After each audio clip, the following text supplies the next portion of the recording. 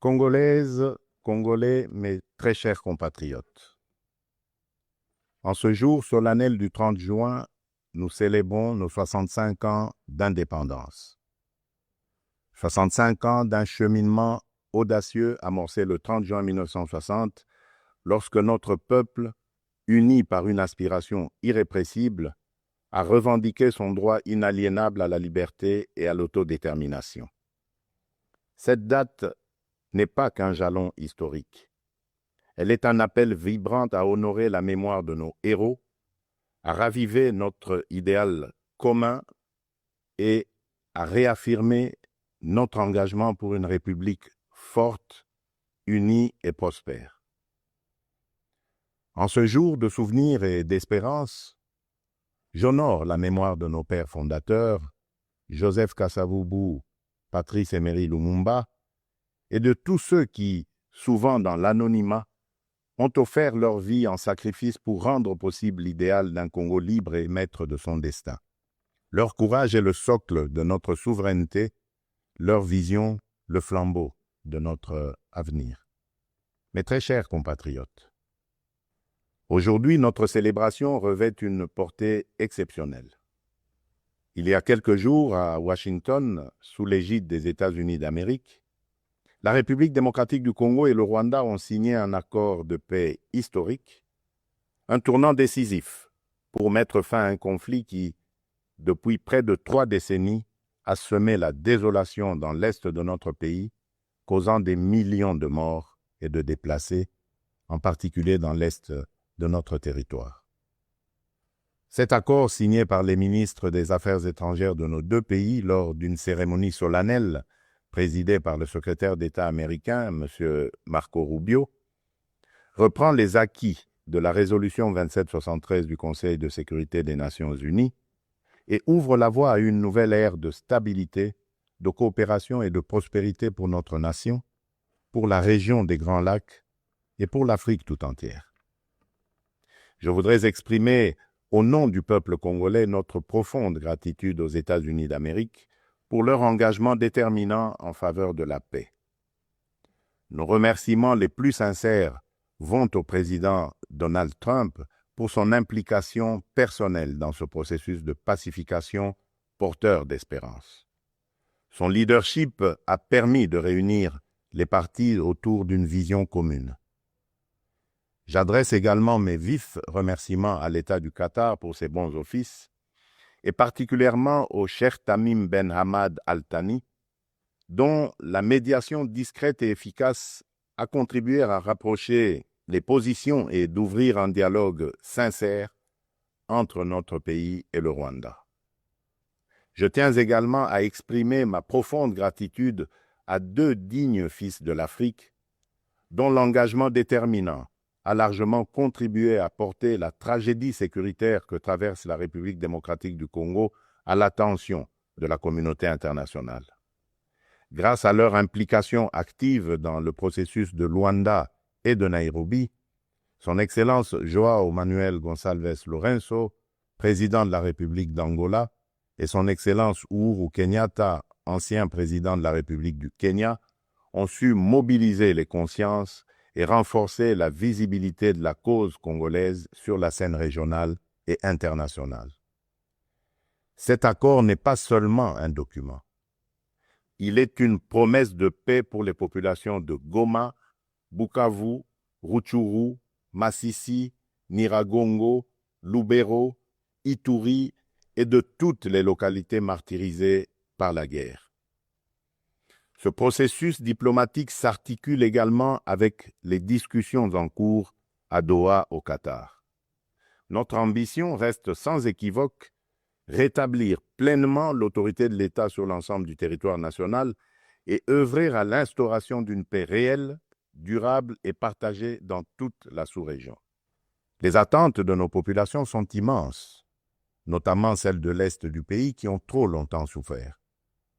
Nous abordons donc cette ultime phase du processus avec détermination, dans le respect de notre souveraineté et des aspirations légitimes de notre peuple. Les prochaines étapes devront aboutir à la démobilisation, la réinsertion conditionnelle et au cas par cas des ex-combattants à travers le PDDRCS et enfin à la reconstruction des régions jadis affectées par les conflits armés. Ces avancées diplomatiques s'inscrivent dans une dynamique plus large de reconquête et de l'affirmation de notre souveraineté, de redéploiement de notre influence et de reconstruction de la confiance internationale envers la République démocratique du Congo. Elles font écho à notre récente élection comme membre non permanent du Conseil de sécurité des Nations Unies pour la période 2026-2027, une première depuis 34 ans.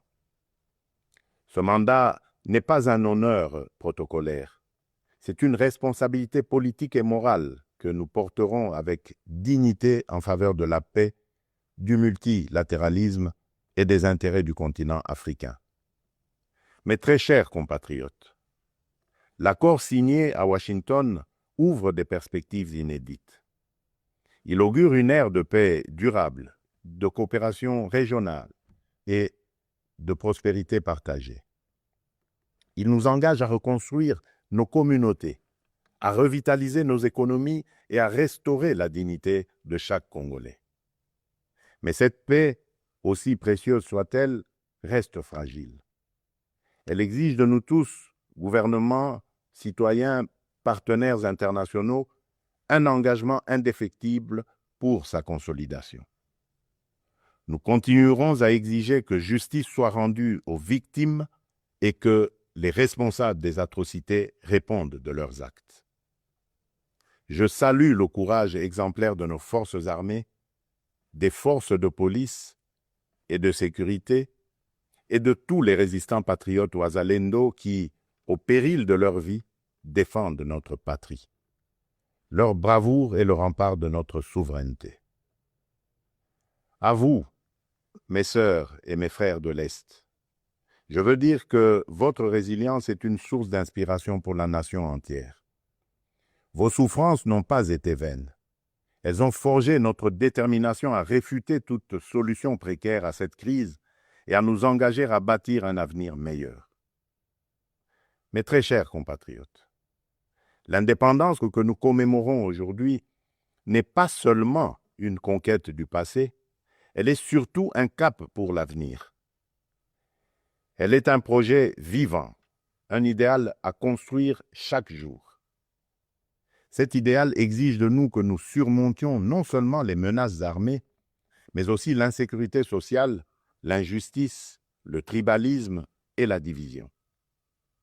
Le peuple congolais aspire à un pays de paix, de justice et de dignité. Un pays où l'on veut et on peut vivre sereinement, travailler avec honneur et offrir à chaque enfant congolais la liberté de rêver grand, sans peur ni entrave. Réaliser ce rêve requiert la mobilisation de toutes nos forces vives, institutions, citoyens, diaspora, partenaires, autour d'un même idéal, bâtir un Congo moderne, sûr et respecté. Il est temps de transcender nos clivages, de rejeter les discours de haine et les manipulations, et de faire de notre diversité une force, non une fracture. Notre unité n'est pas une option, elle est une condition de survie. C'est dans cet esprit de responsabilité et de dépassement de soi que j'ai tenu, il y a quelques semaines, une rencontre franche et républicaine avec M. Martin Fayulu, l'un des leaders de l'opposition. Ce geste, que beaucoup n'auraient osé imaginer depuis les élections de 2018, témoigne d'une volonté partagée de placer l'intérêt supérieur de la nation au-dessus des querelles partisanes. Cette rencontre marque une étape importante vers une politique de réconciliation, d'écoute mutuelle et de respect réciproque. Elle donne surtout corps à l'exigence du peuple congolais, celle d'une classe dirigeante capable de s'unir aux moments les plus critiques, d'agir avec maturité et de servir ensemble la grandeur de la République. Mes très chers compatriotes, les défis qui se dressent devant nous ne se limitent pas à la sécurité. À Kinshasa, la congestion urbaine et les embouteillages affectent la qualité de vie. Le manque de discipline, l'urbanisation désordonnée et l'insuffisance des transports en commun rendent la vie difficile à des millions de nos compatriotes. À Kalemi, Kassangulu et même ici, dans la capitale Kinshasa, les inondations récentes ont causé d'importantes pertes en vies humaines et dégâts matériels, détruisant des habitations, emportant des infrastructures routières et provoquant des déplacements massifs de population. Ces événements climatiques extrêmes nous rappellent l'urgence d'agir à la fois sur le front de l'aménagement du territoire et de la résilience environnementale. À Mbandaka, le naufrage d'une embarcation a coûté la vie à plusieurs dizaines de nos compatriotes, endeuillant la nation tout entière. À Tshikapa, Kolwezi, Likasi, Kananga ou Kikwit, l'accès à l'eau potable, à l'électricité, aux soins de santé et à l'éducation reste une priorité pressante. Face à ces défis, l'État n'est pas resté indifférent. Il agit. Des missions de secours ont été déployées, des fonds d'urgence mobilisés, des projets structurants lancés pour renforcer les infrastructures et améliorer les conditions de vie. Mais ces efforts, aussi importants soient-ils, ne suffiront pas sans un véritable sursaut de solidarité nationale. Ils doivent être soutenus par une administration plus efficace, une meilleure coordination institutionnelle et la responsabilisation de tous les niveaux de pouvoir. J'en appelle également à un changement profond de comportement. Nous devons adopter une discipline collective, un civisme exemplaire et un respect des règles de vie en communauté. Aussi, je vous appelle à un sursaut patriotique, à une responsabilité individuelle qui fera de notre pays un modèle de stabilité et de progrès. Mes très chers compatriotes, fidèles à l'élan de notre indépendance, j'ai pris devant vous, avec une détermination sans faille, le serment de bâtir un Congo à la hauteur de nos aspirations. Avec constance et détermination, j'ai placé la transformation de notre nation au cœur de mon mandat, mu par l'ambition profonde de faire de la République démocratique du Congo une terre de justice, de prospérité partagée et de dignité retrouvée. Cette vision que je porte avec vous et pour vous irrigue chacune de nos décisions et sous-tend les réformes audacieuses que nous menons dans un esprit de renouveau et de souveraineté assumée. Aux côtés du gouvernement, j'ai engagé une série de réformes économiques, judiciaires et institutionnelles visant à asseoir un véritable état de droit, à éradiquer la corruption et à créer un climat des affaires propice à l'investissement et à l'initiative. Les premiers résultats sont tangibles. La croissance économique connaît un rebond durable. L'image de notre pays s'améliore sur la scène internationale et la confiance des investisseurs renaît. Ce regain de confiance se traduira prochainement par la signature d'un accord stratégique inédit avec les États-Unis d'Amérique dans le secteur minier. Cet accord marquera une étape décisive dans le positionnement de la République démocratique du Congo comme un acteur central de la transition énergétique mondiale et de l'économie verte émergente. Il visera à valoriser de manière souveraine nos minerais stratégiques, en particulier le cuivre, le cobalt et le lithium, tout en assurant une répartition plus équitable des retombées économiques au bénéfice des populations congolaises. Il ouvre la voie à la transformation locale, à la création des milliers d'emplois et à un nouveau modèle économique fondé sur la souveraineté et la valeur ajoutée nationale. C'est là le fruit d'un travail collectif, déterminé, au service d'un seul idéal, offrir à chaque Congolaise et à chaque Congolais les perspectives réelles d'un avenir meilleur. Malgré l'adversité, notre peuple a toujours fait preuve d'une résilience extraordinaire. C'est cette résilience qui nous a permis de traverser les tempêtes du passé et qui nous permettra de surmonter celles d'aujourd'hui. Le Congo d'aujourd'hui n'est plus celui du fatalisme et de l'impuissance. À l'aube du retour tant attendu de la paix sur l'ensemble de notre territoire, s'ouvre un nouveau chapitre de notre histoire, porté par le courage inébranlable, la résilience admirable et la solidarité agissante de toutes les filles et de tous les fils de la nation.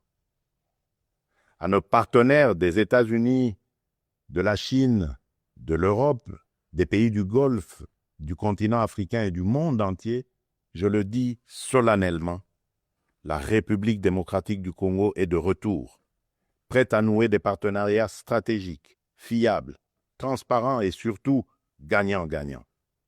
Nous avons les moyens de notre ambition, des ressources exceptionnelles, une position géostratégique centrale, un peuple talentueux et surtout un leadership résolument tourné vers l'avenir. Nous sommes prêts à jouer notre rôle, notre partition face aux grands défis de notre temps. La paix, la transition énergétique, le développement durable et l'intégration africaine. Je tiens toutefois à réaffirmer avec clarté les lignes rouges de mon action. Les ressources de la République démocratique du Congo ne seront jamais bradées ni livrées à des intérêts obscurs. Elles bénéficieront avant tout au peuple congolais. Aucun compromis ne sera toléré en matière de souveraineté économique. La République démocratique du Congo ne vendra ni son avenir, ni sa dignité. Mes très chers compatriotes, le monde change et la République démocratique du Congo a son mot à dire. Notre jeunesse déborde de talent, notre sol regorge de richesses, notre peuple rayonne de dignité. Ensemble, poursuivons notre projet commun, celui de bâtir un État fort, une économie diversifiée, une société juste et équitable. Ce 30 juin, faisons de notre indépendance un idéal vivant, incarné dans chaque famille, chaque quartier, chaque ville, chaque province. Nous ne visons pas seulement la fin de la guerre, nous voulons une paix véritable, qui sera le socle d'un vaste chantier de reconstruction d'une société plus inclusive, plus solidaire et plus prospère. Le gouvernement s'y attellera avec rigueur et transparence. Mais ce chantier ne réussira que si chaque Congolaise et chaque Congolais y prend part. Alors unissons nos cœurs et marchons ensemble, main dans la main, vers un Congo fort, uni et prospère. Bonne fête de l'indépendance à toutes et à tous. Que Dieu bénisse la République démocratique du Congo, son peuple et tous ceux qui l'ont choisi comme pays de résidence. Je vous remercie.